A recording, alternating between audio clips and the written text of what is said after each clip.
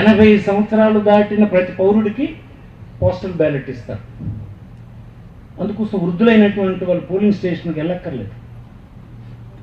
మీరు వాళ్ళకి సాయం చేయండి. వాళ్ళు బ్యాలెట్కి అప్లికేషన్ పెట్టించి ఓటింగ్ పని చేయండి. అందుకోసం ఆ పోస్టల్ బ్యాలెట్ ప్రతి వాలంటీర్కి నేను ఏం చెప్తున్నా అంటే పోస్టల్ బ్యాలెట్ వేయించండి. పోస్టల్ బ్యాలెట్కి అప్లికేషన్ నింపిస్తే పెట్టించేయండి. దివ్యాంగులకు కూడా ఇస్తారు ఓటు.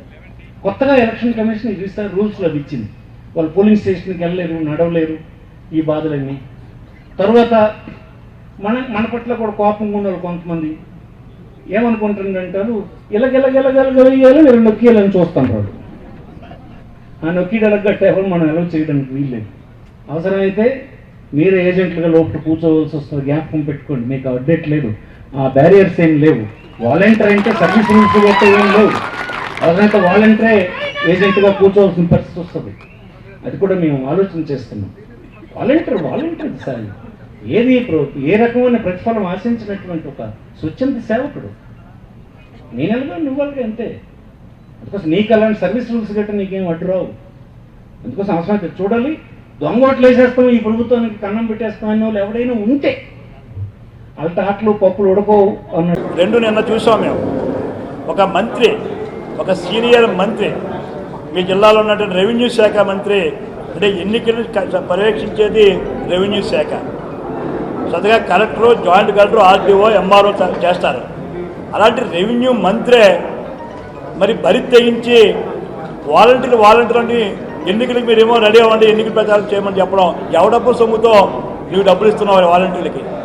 ధర్మాన్ని ఇంట్లో తీస్తున్నావా? మీ జగన్ ఇంట్లో తీస్తున్నావా? చెప్పండి ధర్మాన్ గారు, మీ బాబు సొమ్ము కాదే. మీ ప్రభుత్వం డబ్బు తీసుకొని ఎన్నికల ప్రచారానికి ఉపయోగిస్తున్నారా? మీరు ఉపయోగించకుండా ఉన్నారా? అంటే ప్రజల డబ్బు అంటే, పేదవాడి డబ్బు అంటే అంతా మీకు అలా ఎలాగ నిర్లక్ష్యం కనపడుతుందా? పేదవాడు ప్రతి పైసా పన్ను కడుతూ ఉంటే మీ దళాలకి, మీ బ్రోకర్లకి వాలంటీర్ జీతాలు ఇచ్చి వాళ్ళు మళ్ళీ బహుమతులు ఇచ్చి, నిన్న ఒక వాలంటీర్ ఏమో ఒక మహిళని ప్రాణభంగం చేశాడు. ఒక వాలంటీర్ ఏకంగా డబ్బులు పట్టిపోతాడు, పెన్షన్ డబ్బులు పట్టిపోయినాడు.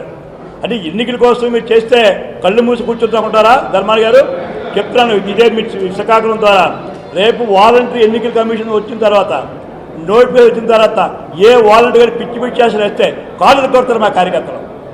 ఏమనుకుంటున్నారు? ప్రభుత్వ ఉద్యోగులు ఎక్కడికైనా జాబ్ చార్ట్ ఉందా? ఆఫ్టర్ మీరు వేసుకున్న బ్రోకర్ వాళ్ళు ఏమో ప్రభుత్వం డబ్బుతో ఎన్నికల ప్రచారం చేయమంటారా? ధర్మాన్ గారు చేయమను, చూస్తాం. ధర్మాన్ గారు మీరే కదా రెవెన్యూ మినిస్టర్, కాళ్ళు కొడతాం మేము. అంత చాతకాగా తెలుగుదేశం కార్యకర్తలు, జనసేన కార్యకర్తలు ఎలా చేస్తారు మీరు ప్రచారం? ప్రభుత్వ డబ్బుతో బెదిరిస్తారా మమ్మల్ని? ఇప్పటికే 80 సంవత్సరాలు దాటిన వాళ్ళకి ఓటింగ్ ఇళ్ళకి ఇస్తే బెదిరిస్తున్నప్పుడు ఎన్నికలు కంప్లైంట్ చేసాం. వాళ్ళు బెదిరిస్తున్నారా? మీరు కనీసం మీరు రాదని దిక్కుమని మీరు ఉండేది అంత 2 నెలలు అది కనీసం ఇచ్చేది ఎవడు? తెలుగుదేశం, జనసేన అని చెప్పి ధర్మాన్ గారిని ఇప్పుడు క్షమాపణ చెప్పాలి ప్రజలకి. లేదా దాన్ని తీసుకుని చేతులు ఇవ్వు. మీ పార్టీ ఆఫీస్ నుంచో మీ జగన్మోహన్ రెడ్డి ఇంట్లో నుంచో అకౌంట్ నుంచి జీతాలు ఇవ్వు, చేసుకో.